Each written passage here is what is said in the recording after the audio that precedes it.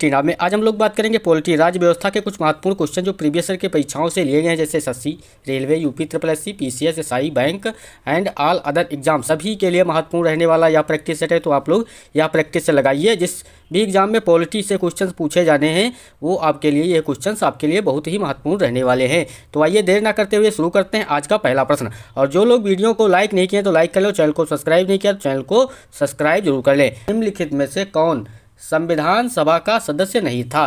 तो बहुत ही important question है, पूछा गया निम्नलिखित में से कौन संविधान सभा का सदस्य नहीं था। तो इसका सही उत्तर क्या होगा? आप लोग जल्दी से कमेंट बॉक्स में बताइए इसका सही उत्तर क्या होगा। सही उत्तर होगा मोहम्मद अली जिन्ना, ऑप्शन नंबर ए।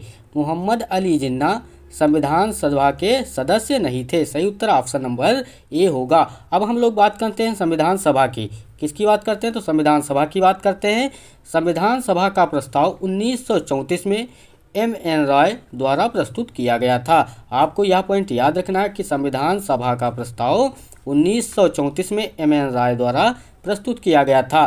अगला पॉइंट है, भारत के संविधान को तैयार करने के लिए कैबिनेट मिशन योजना के तहत 1946 में संविधान सभा का गठन किया गया था। तो संविधान सभा का गठन पूछा जाए कब किया गया था? तो 1946 में किया गया था। अगला पॉइंट दिया गया है, प्रारंभ में संविधान सभा में सदस्यों की संख्या 389 थी, लेकिन बंटवारे के बाद यह संख्या घटकर 299 रह गई। तो आपको याद रखना है कि प्रारंभ में संविधान सभा में सदस्यों की संख्या अगर पूछी जाए तो 389 थी, लेकिन अगर बंटवारे के बाद पूछी जाए यह संख्या कितनी रह गई घटकर? तो 299 रह गई। डॉक्टर सच्चिदानंद सिन्हा संविधान सभा के पहले अस्थायी अध्यक्ष थे। अगर सबसे पहले अस्थायी अध्यक्ष पूछा जाता है, अस्थायी अध्यक्ष कौन थे? तो डॉक्टर सच्चिदानंद सिन्हा थे। डॉक्टर राजेंद्र प्रसाद को संविधान सभा के अध्यक्ष के रूप में चुना गया था। तो डॉक्टर राजेंद्र प्रसाद को संविधान सभा के अध्यक्ष के रूप में चुना गया था। तो डॉक्टर राजेंद्र प्रसाद जो है स्थायी अध्यक्ष के रूप में चुने गए थे। बी.एन. राव संवैधानिक सलाहकार थे। संविधान सभा की पहली बैठक 9 दिसंबर 1946 को हुई थी। अगर पूछा जाए कि संविधान सभा की पहली बैठक कब हुई थी, तो 9 दिसंबर 1946 को संविधान सभा की पहली बैठक हुई थी। संविधान को 26 नवंबर 1949 को विधानसभा द्वारा पारित किया गया और अपनाया गया। तो संविधान को 26 नवंबर 1949 को विधानसभा द्वारा पारित किया गया और अपनाया गया। आपको यह भी कॉपी में नोट करते रहना है। अगला क्वेश्चन देखते हैं। अगला क्वेश्चन दिया गया है, निम्नलिखित में से वे कौन से प्रावधान और विभिन्न देशों के संविधान जिन्हें भारत के संविधान में अपनाया गया है गलत तरीके से सुमेलित हैं? तो इसमें गलत तरीके से सुमेलित हैं। आपको इसका सही उत्तर बताना है क्या होगा। ऑप्शन दिया गया है, कानून के शासन का विचार। तो कानून के शासन का विचार कहाँ से लिया गया है? ब्रिटेन के संविधान से लिया गया है। बिल्कुल सही, आप इसका मिलान किया गया है। अगला दिया गया है, मौलिक अधिकारों का घोषणा पत्र कहाँ से लिया गया? तो संयुक्त राज्य अमेरिका के संविधान से लिया गया है। मौलिक अधिकारों का घोषणा पत्र पूछा जाए कहाँ से लिया गया है? तो संयुक्त राज्य अमेरिका से लिया गया है। अगला दिया गया है, राज्य के नीति निर्देशक सिद्धांत। राज्य के नीति निर्देशक सिद्धांत कहाँ से लिए गए हैं? तो आयरलैंड से लिए गए हैं। यह बिल्कुल सही दिया गया है। तो इसमें कौन सा ऑप्शन गलत है? तो सही उत्तर ऑप्शन नंबर सी। स्वतंत्रता, समानता और बंधुत्व का सिद्धांत, इसमें जो कनाडा दिया गया है यह गलत होगा। क्या होगा?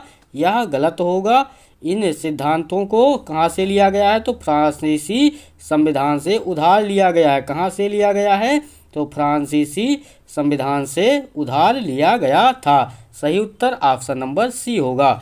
अगला प्रश्न आपको याद रखना है, संविधान सभा के संदर्भ में पूछा गया है। संविधान सभा के संदर्भ में निम्न में से कौन अंतरिम या अस्थायी केंद्रीय संविधान सभा के उद्घाटन के समय अध्यक्ष थे? तो मैंने आपको पहले भी इसका उत्तर बता चुका हूँ पहले क्वेश्चन में कि संविधान सभा के इसमें पूछा गया है अस्थायी अध्यक्ष कौन थे।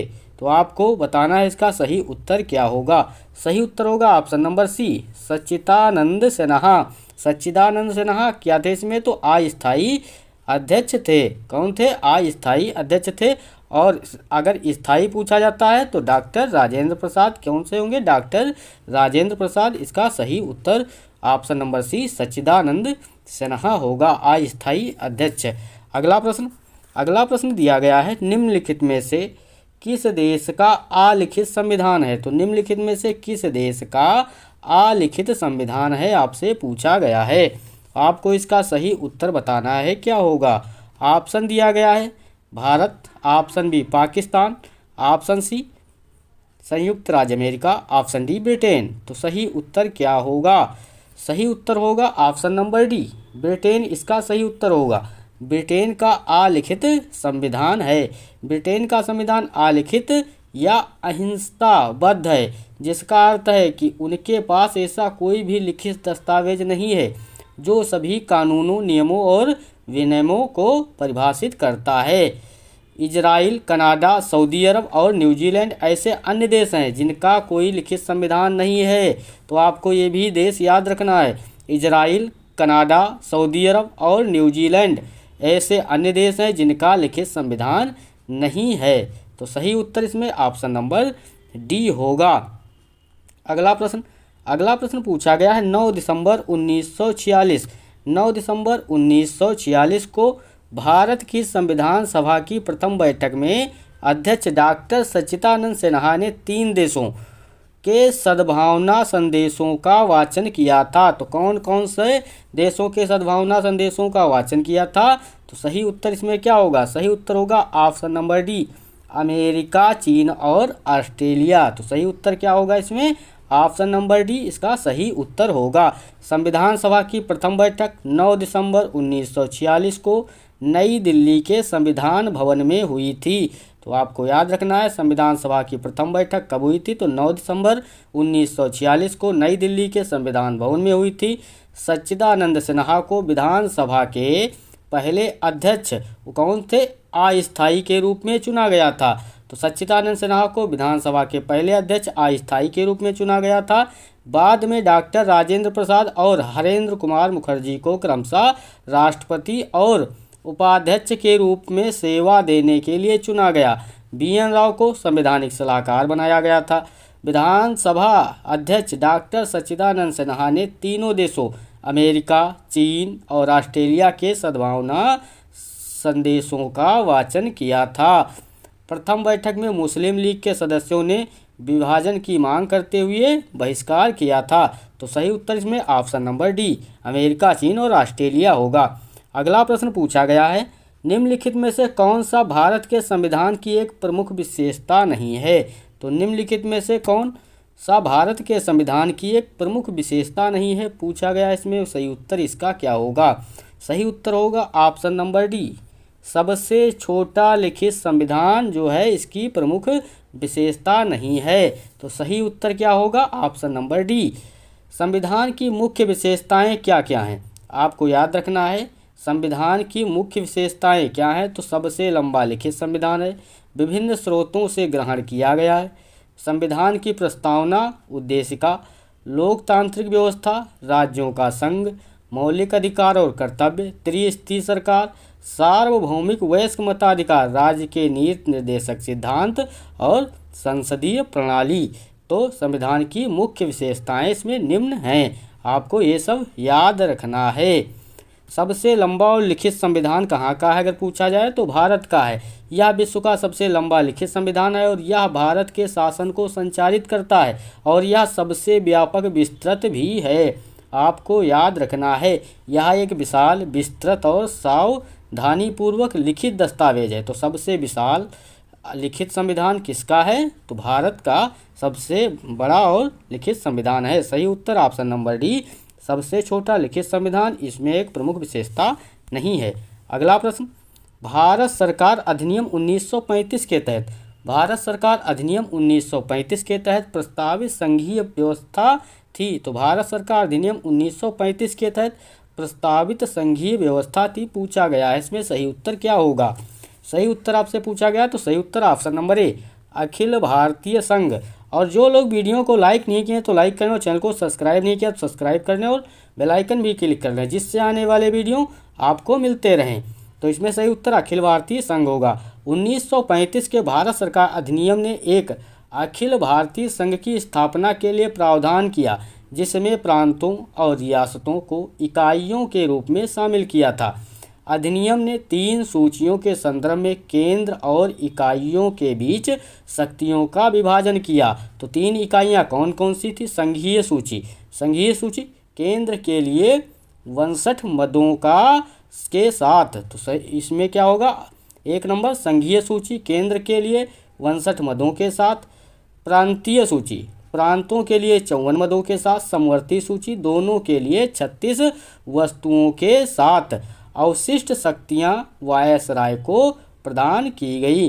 प्रांतों को उनके परिभाषित क्षेत्रों में प्रशासन की स्वायत्त इकाइयों के रूप में कार्य करने की अनुमति थी। तो इसमें सही उत्तर ऑप्शन नंबर ए अखिल भारतीय संघ होगा। और अखिल भारतीय संघ के बारे में हमने भी देखा। आइए अगला देखते हैं। अगला प्रश्न दिया गया है, भारतीय संघवाद को सहकारी संघवाद किसने कहा था? तो भारतीय संघवाद को सहकारी संघवाद किसने कहा था? आपको बताना है इसमें क्या होगा।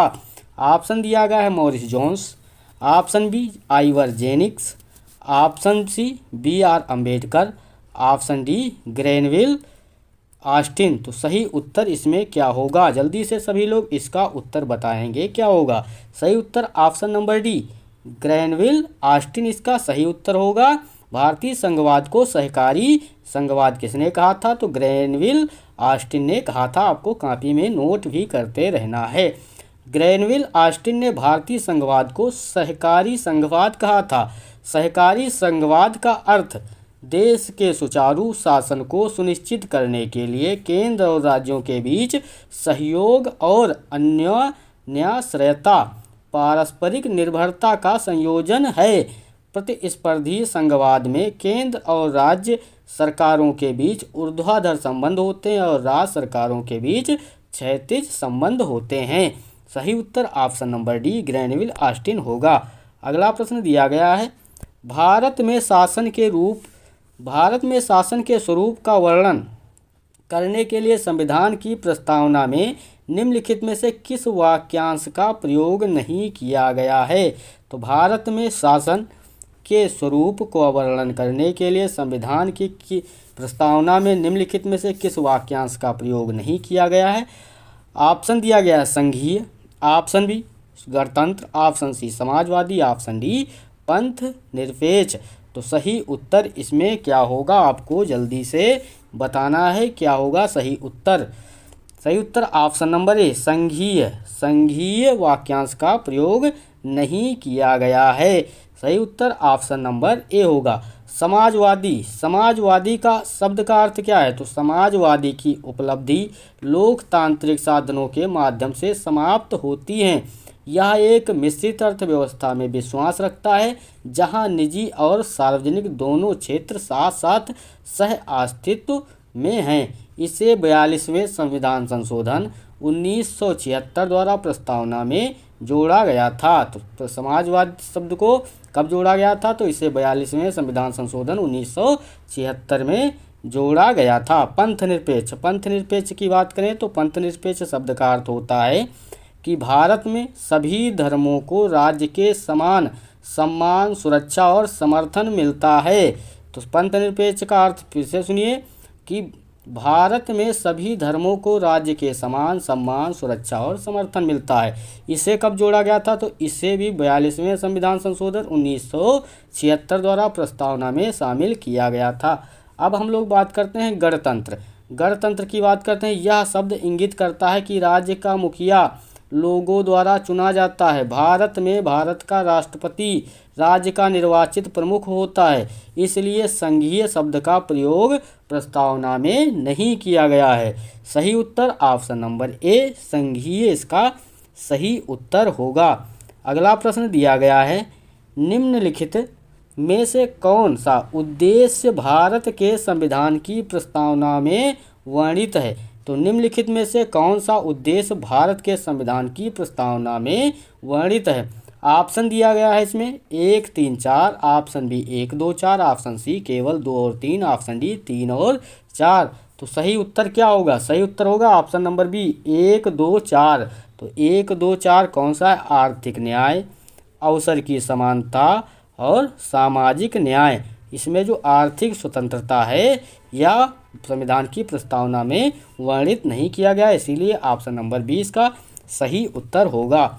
अगला प्रश्न पूछा गया है, प्रस्तावना के अनुसार भारतीय संविधान अपना अधिकार प्राप्त करता है। तो प्रस्तावना के अनुसार भारतीय संविधान अपना अधिकार प्राप्त करता है। ऑप्शन ए भारत की जनता से, ऑप्शन बी भारतीय संसद से, ऑप्शन सी भारत के सर्वोच्च न्यायालय से, ऑप्शन डी ब्रिटिश संविधान से। तो सही उत्तर इसमें क्या होगा?